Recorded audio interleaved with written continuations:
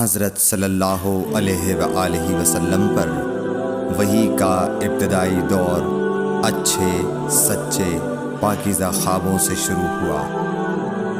آپ خواب میں جو کچھ دیکھتے وہ صبح کی روشنی کی طرح صحیح اور سچا ثابت ہوتا۔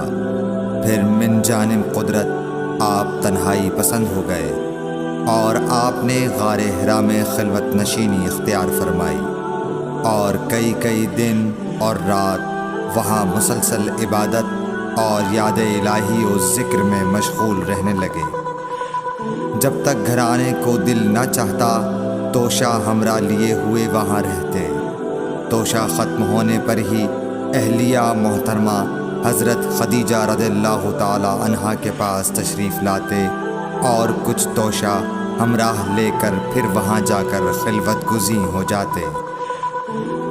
یہی طریقہ جاری رہا یہاں تک کہ آپ پر حق منکشف ہو گیا اور آپ غار حرا ہی میں قیام پذیر تھے کہ اچانک حضرت جبرائیل علیہ السلام آپ کے پاس حاضر ہوئے اور کہنے لگے کہ اے محمد پڑھو۔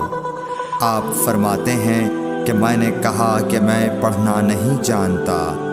آپ صلی اللہ علیہ وسلم فرماتے ہیں کہ فرشتے نے مجھے پکڑ کر اتنے زور سے بھینچا کہ میری طاقت جواب دے گئی۔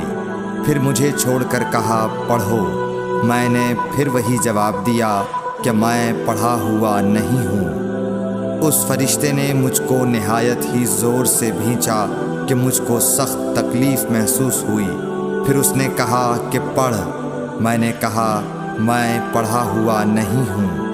فرشتے نے تیسری بار مجھ کو پکڑا اور تیسری مرتبہ پھر مجھ کو بھینچا۔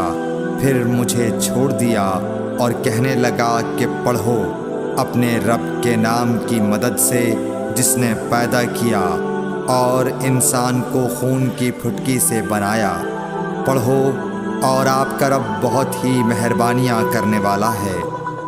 بس یہی آیتیں آپ حضرت جبرائیل علیہ السلام سے سن کر اس حال میں غار حرا سے واپس ہوئے کہ آپ کا دل اس انوکھے واقعے سے کانپ رہا تھا۔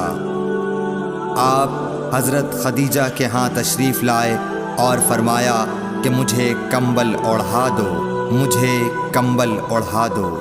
لوگوں نے آپ کو کمبل اوڑھا دیا۔ جب آپ کا ڈر جاتا رہا تو آپ نے اپنی زوجہ محترمہ حضرت خدیجہ رضی اللہ تعالی عنہا کو تفصیل کے ساتھ یہ واقعہ سنایا اور فرمانے لگے کہ مجھ کو اب اپنی جان کا خوف ہو گیا ہے۔ آپ کی اہلیہ محترمہ حضرت خدیجہ رضی اللہ تعالی عنہا نے آپ کی ڈھارس بندھائی اور کہا کہ آپ کا خیال صحیح نہیں ہے۔ اللہ کی قسم آپ کو اللہ کبھی رسوا نہیں کرے گا۔ آپ تو اخلاق فاضلہ کے مالک ہیں۔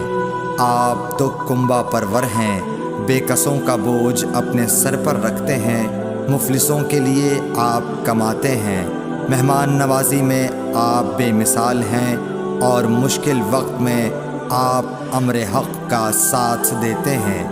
ایسے اوصاف حسنہ والا انسان یوں بے وقت ذلت و خواری کی موت نہیں پا سکتا۔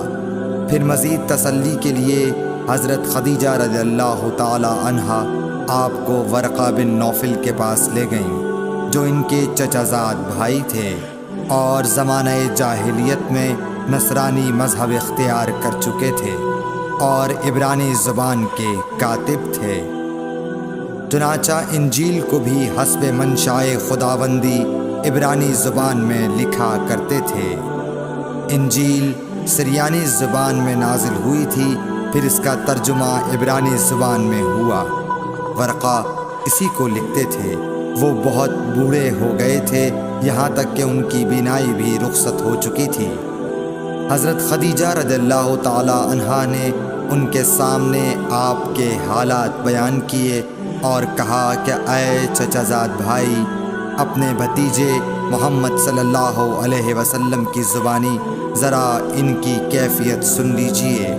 وہ بولے کہ بھتیجے آپ نے جو کچھ دیکھا ہے اس کی تفصیل سناؤ۔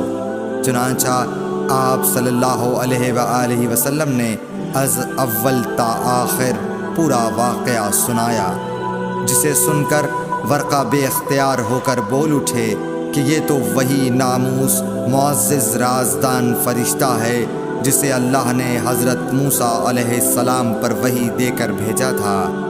کاش میں آپ کے اس عہد نبوت کے شروع ہونے پر جواں عمر ہوتا، کاش میں اس وقت تک زندہ رہتا جب کہ آپ کی قوم آپ کو اس شہر سے نکال دے گی۔ رسول کریم صلی اللہ علیہ وآلہ وسلم نے یہ سن کر تعجب سے پوچھا کہ کیا وہ لوگ مجھ کو نکال دیں گے، حالانکہ میں تو ان میں صادق و امین و مقبول ہوں۔ ورقہ بولا، ہاں یہ سب کچھ سچ ہے، مگر جو شخص بھی آپ کی طرح امر حق لے کر آیا لوگ اس کے دشمن ہی ہو گئے ہیں۔ اگر مجھے آپ کی نبوت کا وہ زمانہ مل جائے تو میں آپ کی پوری مدد کروں گا، مگر ورقہ کچھ دنوں کے بعد انتقال کر گئے، پھر کچھ عرصے تک وحی کی آمد موقوف رہی۔ صحیح بخاری حدیث نمبر 3۔